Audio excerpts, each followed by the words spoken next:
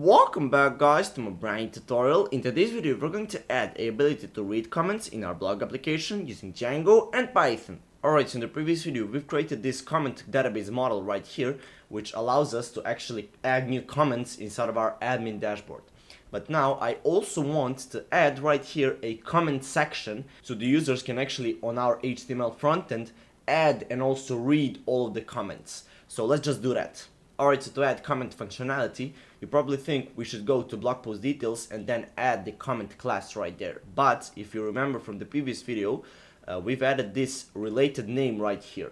And what this allows us is actually to access our comment class with this blog post class. So we don't need to specify this comment class inside of our views. We can just do it using our blog post class right here and then using this related name right there. Alright, so to add that reading comments functionality, we first of all want to go to our blog post details.html right here, and just under our delete button, let's add a new h2 tag, and let's call it comments right here, and I'll put brackets right here and just type the number of comments that are on this exact blog post.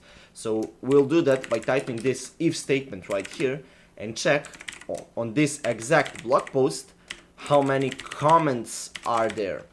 So right here we're just checking if there are any comments on this exact blog post, and then if there are, we're just going to show the user blog_post.comments.all and then this straight line right here and just type length and if.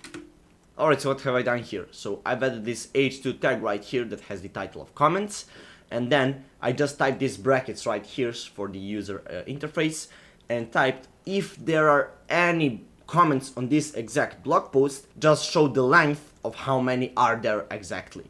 And you're probably wondering where am I getting this comments field from, because if we check right here in our blog post right here, we can't see that comments field right there, but it is just this related name we use right here. So this is why we need that related name, or it is not needed, but it really is easier really. If we didn't put this related name, we would have needed to actually type the comments model right here to reference it right here and then use it in the HTML right there.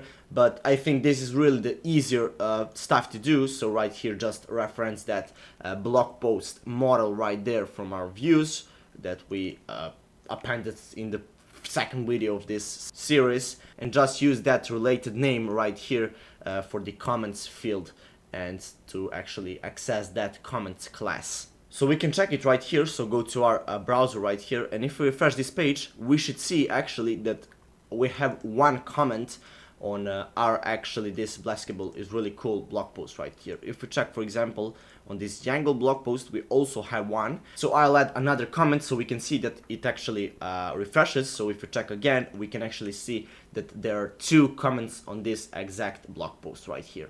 And now we're actually going to add the ability to read all of those comments. For now we just only have the number of how many comments are on this blog post, but now I also want to see the content of those comments actually. Alright, so just under this h2 tag right here, let's add another if statement that will check if there are no blog_post.comments.all. So if there are not comments on this exact blog post, we want to show them.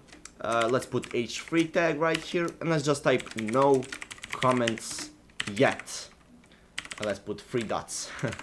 And right here let's add another a tag and let's put just the class of btn/info, which will be a blue button, and let's just type right here add comments.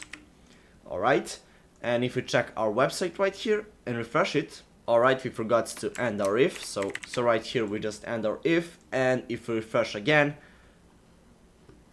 we can actually see that there are actually comments on this blog post, so that's why we don't see them. But if we check another just created blog post I just created a second ago, we can actually see that there are no comments yet, and we have the ability to add one, which we'll do in the next video actually. Alright, so let's now add the content of those comments that are actually on the blog post. So right here, let's just add another else statement. So if there are actually comments on this exact blog post, we want to show them for every, so we need a for loop right here, for comment in blog underscore post dot comments dot all.